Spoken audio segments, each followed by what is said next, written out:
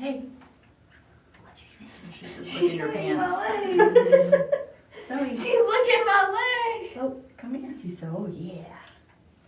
There you go. You are a mess. She's being very sloth-like today. What else can they eat?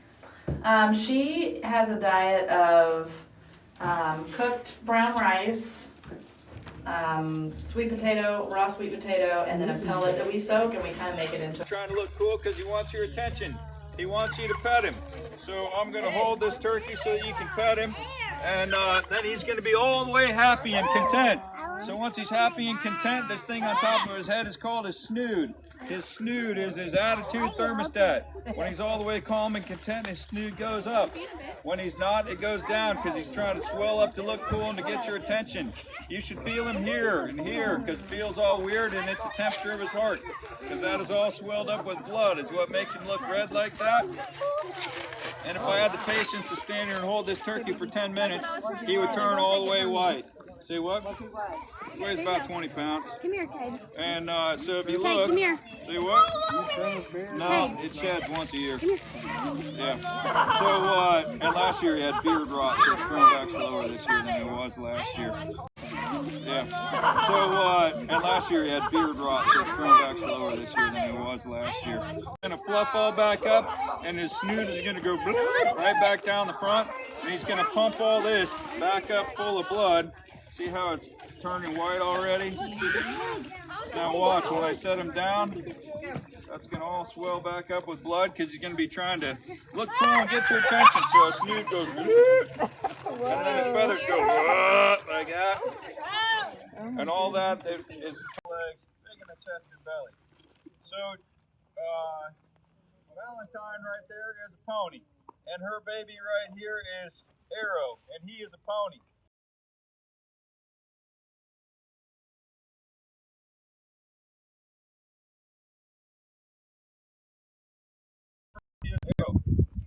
This is Tina Turner, her big attitude and a little tiny package. Hopefully next year she'll have a baby and it'll be a proud Mary for sure. But anyhow, so a miniature horse is not a genetically isolated horse. It does not have dwarfism.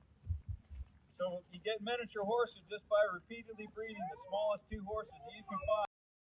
One at a time, and you're like, huh, is that 400 or 200 pounds? Who knows? Biggest way to tell is the ears. So llamas have great big banana-shaped ears like this guy and like that girl over there. Alpacas have little short straight ears like this guy right here. Llamas have a longer face with not so much hair on their face. Alpacas sometimes look like they have a truffula tree on the end of their head. They get the poof. Some of them do. So the biggest difference, if you're seeing just one of them at a time, and the sure way to know is the ears. Big banana-shaped ears is a llama. Little short straight ears is an alpaca. The other animals that we have out here, they're all on the far side of the pond right now. The big ones with orange faces with black on them are mute swans. Mute swans are not technically mute, they just tend to be quiet. There's also some other ones walking around on the racetrack somewhere out there. I don't see them right now. But anyway, mute swans are not technically mute, they just tend to be quiet. People like mute swans because they swim up next to each other and do the thing with their heads. Swim up next to each other and do the thing with their heads and necks. They look like a hawk during meat season. They really do that. It's not just a Disney thing. And mute swans are not loud and obnoxious like geese are. I don't particularly like geese. I don't know anybody else who likes geese. But back out. So when you walk away or run away from the porcupine, the quill goes with you because the shaft breaks and it goes with you. But they cannot throw their quills and neither can a hedgehog. So a hedgehog is a cute little furry animal, right? She doesn't. She has clear eyes. Their eyes are full of a clear viscous liquid, and the red blood cells behind their eyes are what are giving it the pinkish color. Now he just wants to jump and try to steal it from you.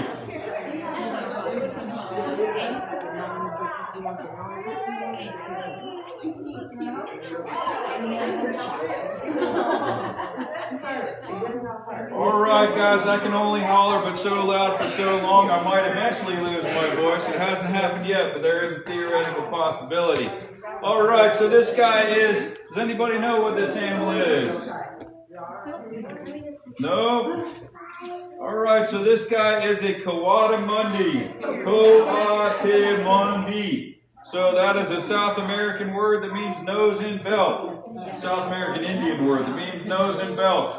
In Mexico, they call these cuatis, which means the lonely one or the lonesome one, because male Coatimundis are always alone. They're never together with a group. So these guys are basically the South American version of a raccoon. In Central and South America, these guys are every bit as common as raccoons are in the States. So again, where we talk about exotic animals, it doesn't mean rare, it doesn't mean endangered, it just means not from here. So this is an arboreal creature, or arboreal, meaning meant to live in the trees. So if you look at the great big long claws on this dude, which I'll show them to you right here, look at the claws on him, right? So he looks about like a Wolverine. So those long claws let him run up a tree or down a tree at approximately the same rate of speed, because his feet go all the way backwards. He can run straight up and down the walls in this place, but we're trying to discourage him from that because we have all these electronics up in the ceiling to help with our social media man doing what our social media man does. And so in the wild, these guys are, like they used to say about Wile E. Coyote on the cartoon, eatiest anythingiest. So he is omnivore. His basic policy is if he can get it in his mouth, it is food. So in the wild, these guys would like to eat, they use the long wiggly nose and the sharp claws to dig into the ground or to dig the bark off of trees, to eat bugs, grubs, worms, termites, whatever kind of stuff like that. And don't put your hand out to him, he'll bite you. So he won't bite me, he rides on my shoulder all the time, but he doesn't know you. So and this is the only animal on the farm that isn't touch him, pet him, hold him. But you would be surprised how big the teeth are in this dude. So if anybody really wants to know, I could show you a picture later, but he has a gap in his top jaw that his bottom tooth goes all the way up, and it's pretty much touching the skin on the top of his nose right there. So his canine teeth are like 1.25 inches. So he can bite all the way through your hand. So anyway, this guy would eat any kind of lizard or small snake, anything he can catch. He would love to get into a bird's nest and get the bird's eggs. He would be unlikely to catch the bird itself. In captivity, his favorite things to eat are hard-boiled eggs and grapes, and he really, really loves super worms. You want to grab some super worms, a handful, and but there's nothing that he doesn't like to eat. So, and this guy's favorite thing to do in the whole wide world is to run out in the petting farm, run up the trees and shake the branches, and then the leaves fall down out of the trees, and the goats run around and go, "It's raining food, it's raining food," and they all have a wonderful time at it.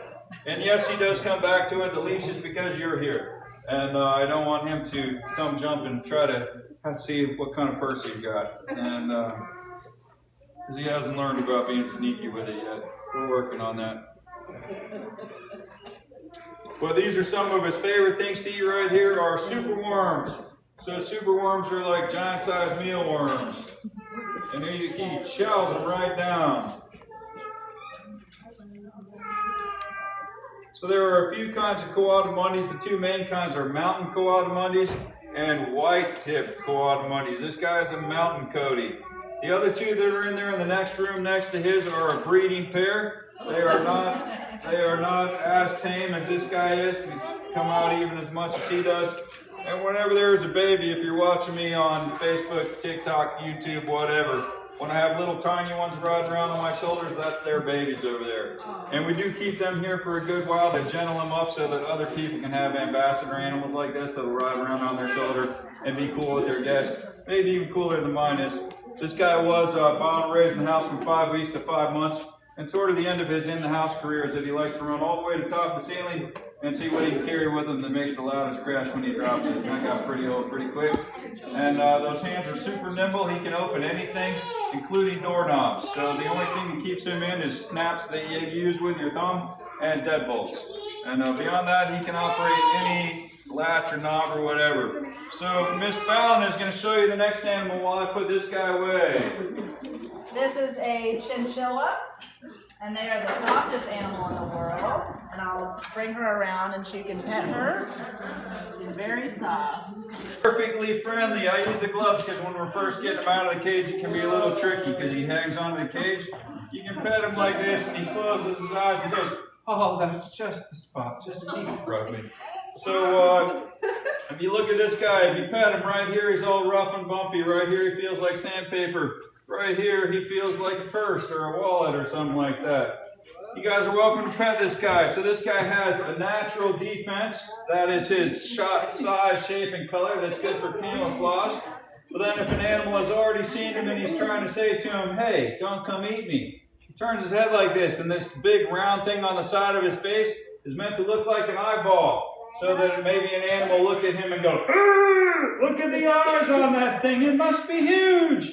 Because if it was actually a lizard with that size of eyes, it would be an alligator. So a lot of things that would be willing to eat an iguana would not be willing to take on an alligator. So he's trying to disguise himself as a much bigger animal. So if you guys would like to pet this guy, you're welcome to come up and pet Willie.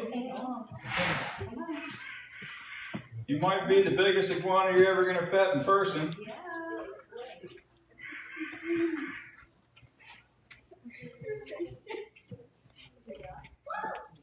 No, we have to light iron. One of the reasons passed away because it fell down in the other cage, and they're very territorial. What size is this? Oh, they're not like that. They're kind of big. Oh my God. Yeah, it's down on me. How do you not lose them? How much do they cost? Oh, I love when they're about that. Our camel trainer, who knows something about just about every camel in America, the trainer tells us as far as he knows, Ed is the biggest camel west of the Mississippi. This guy weighs 1,750 pounds.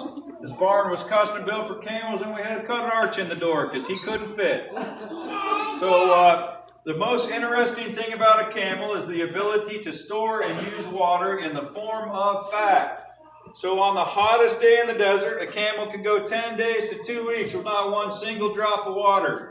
In that period of time, he can lose 30% of his body weight. This camel weighs 1,750. I'm 175-ish. Simple math. Trust me on this. So I'm about 10% of the mass of this camel. So him losing 30% of his body weight means he can lose 500 pounds to dehydration. If I was losing a similar percent, that would be me losing 50 pounds to dehydration. If I lost 50 pounds because I had no water in 10 days to 2 weeks, there's a special word for what I would be, and that word is dead. That's the one, dead.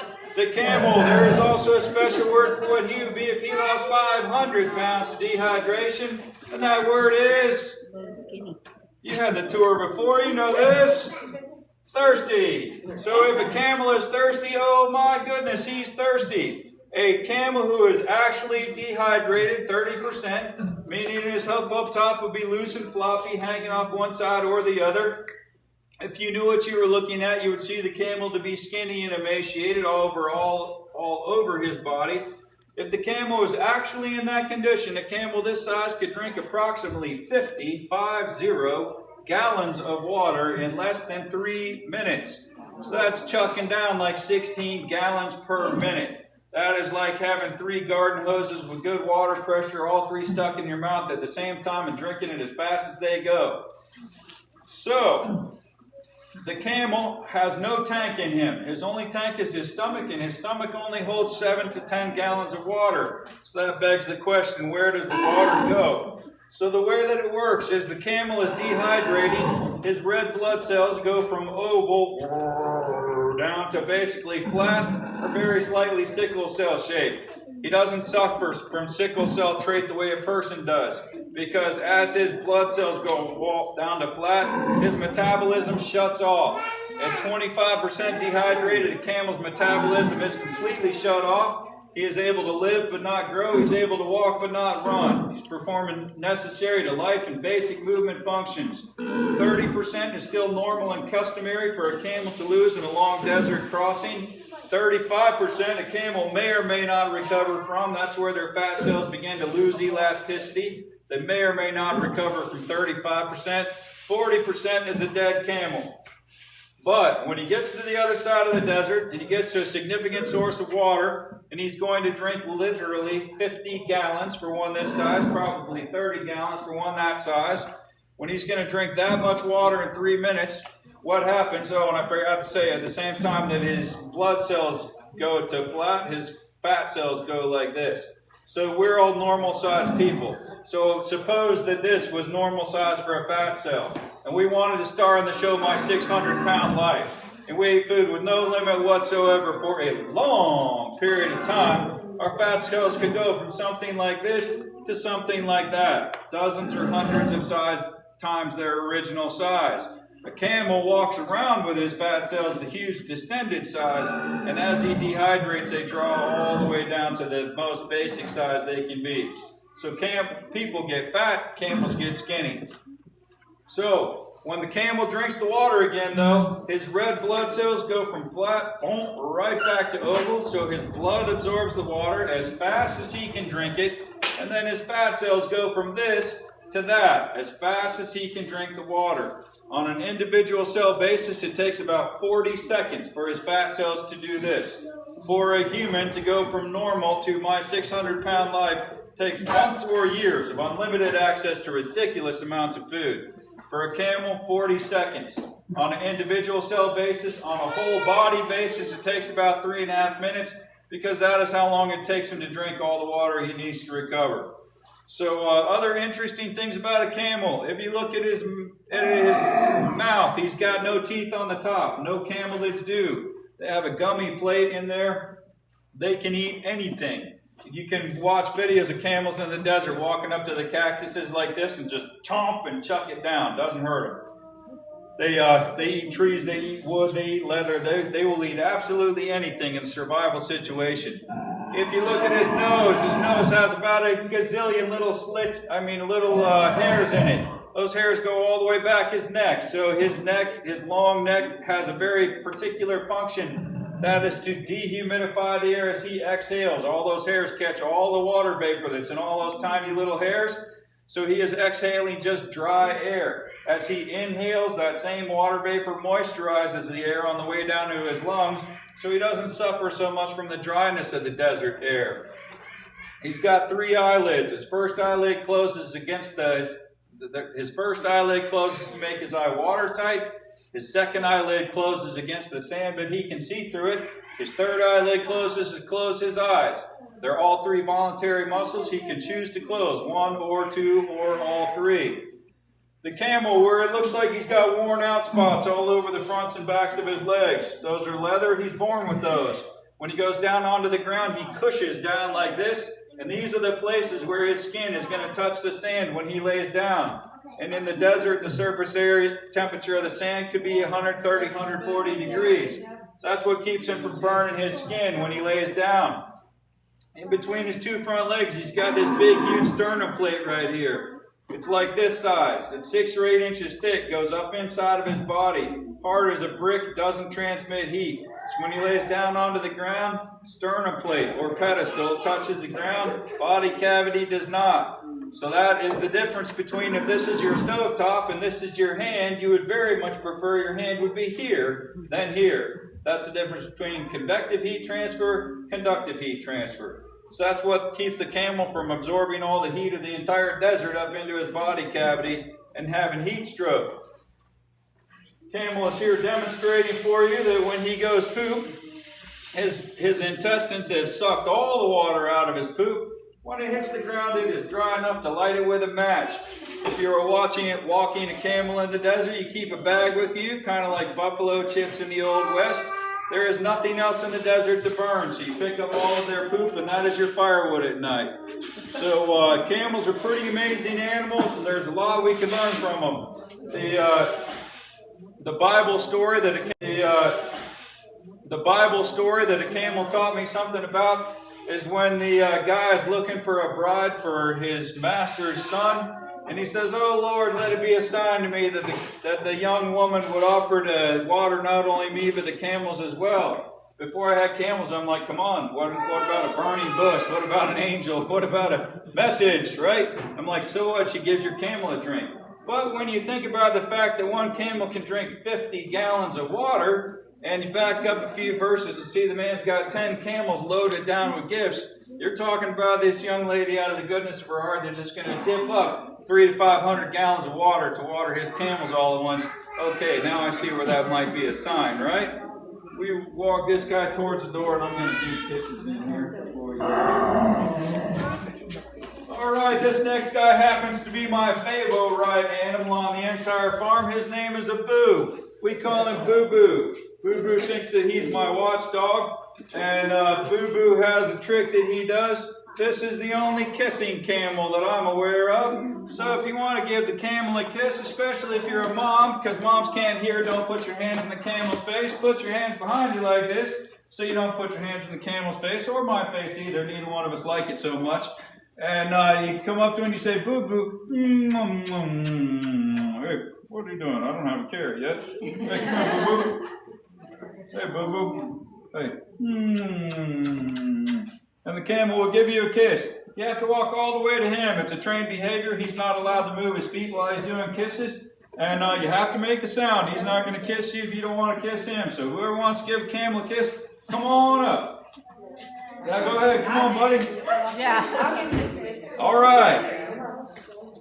Good boy, Boo Boo. That was a good one. Trying to get pictures, you better stand up here. On here? Yeah. Either side.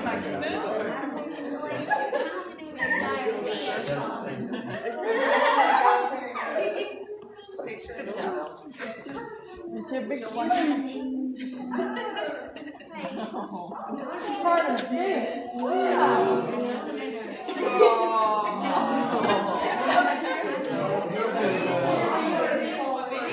Are you sure?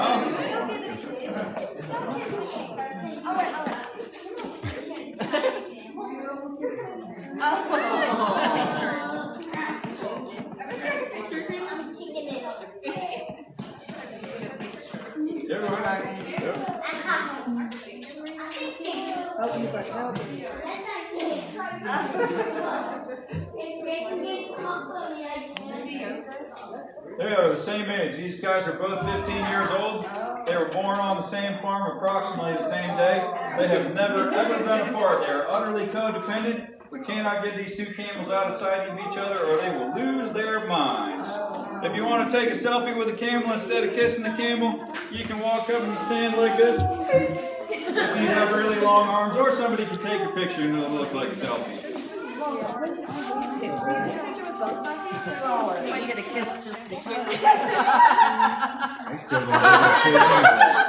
It's awesome. Take a picture. I told you. So cute. We're going to get our picture too. He's coming back to work. Let me see your photos. I don't have any. Where's your photographer? I have no idea.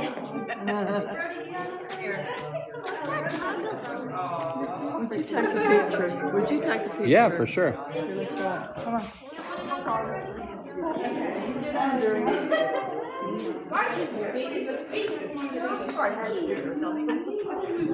Well, you didn't know, did you, Hannah? Oh, there we go.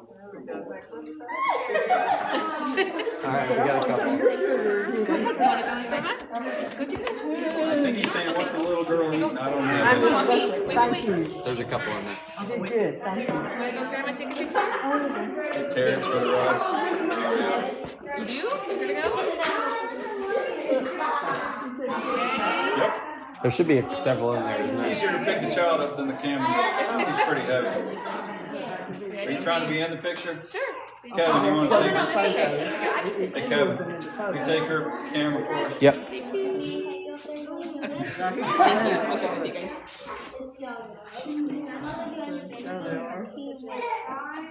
Got it. Thank you very much.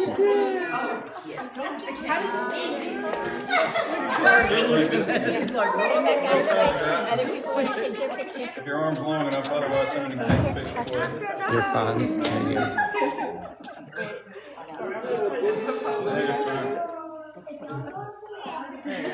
That's a good one. Thank you. And how old are they? 15. They look to be about 40. Thank you.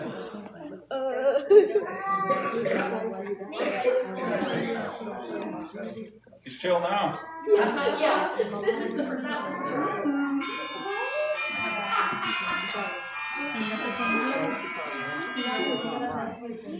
Hey, sir. Like I get. That's fine.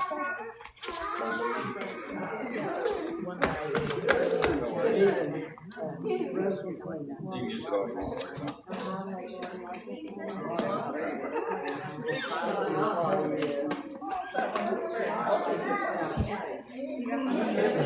All right, anybody else? Good boy, boo boo. All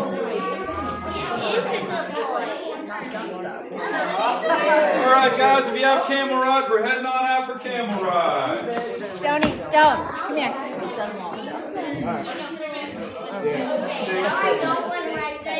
If you don't have rides, you're still welcome to walk out here and see the zebra and the emus and stuff.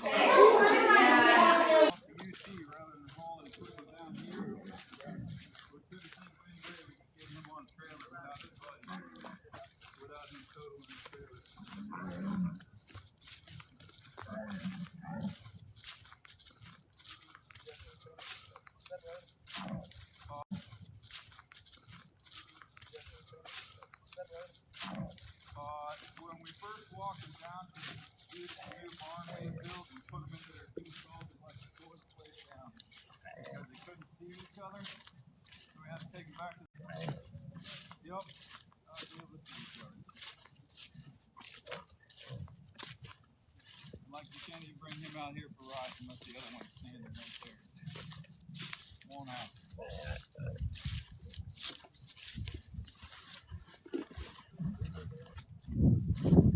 Zebra is Marty and the donkey is Marley.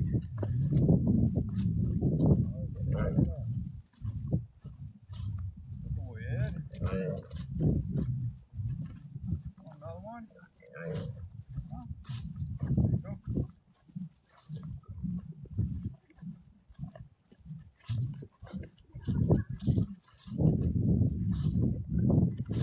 you go.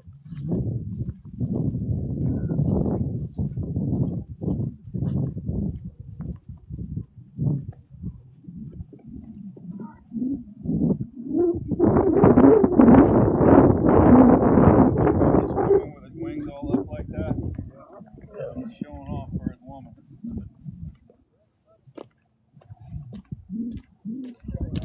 Go.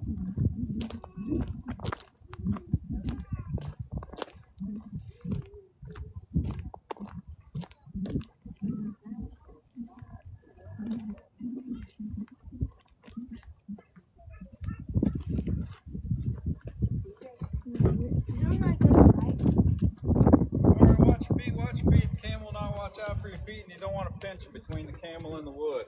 There you go, fold them backwards. There you go. It does weigh. Alright, give Mr. Braddock your hand. There you go. Alright, who's next? You go next.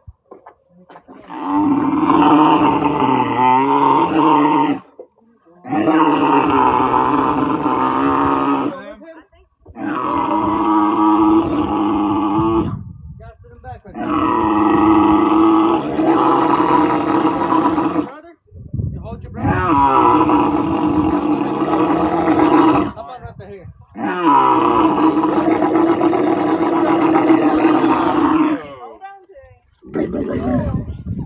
Boy.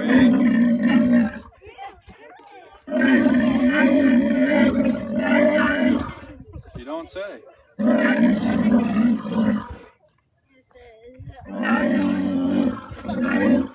Okay.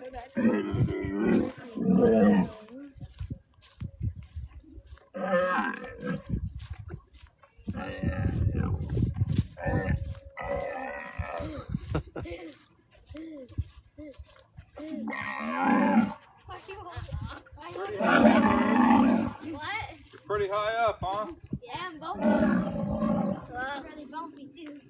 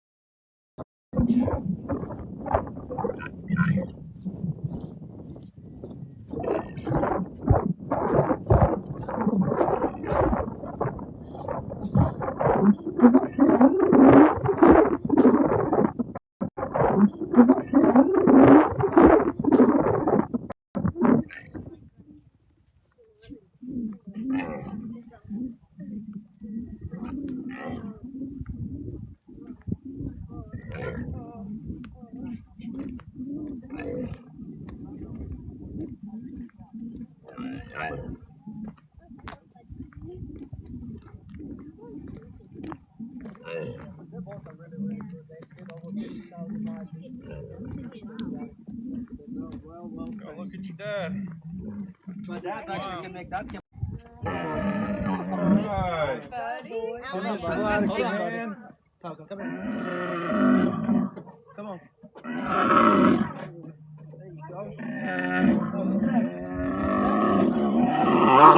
The little girl going with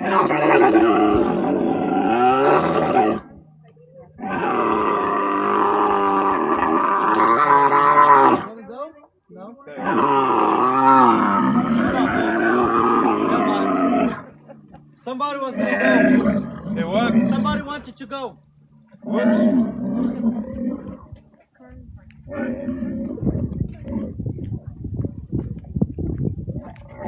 I will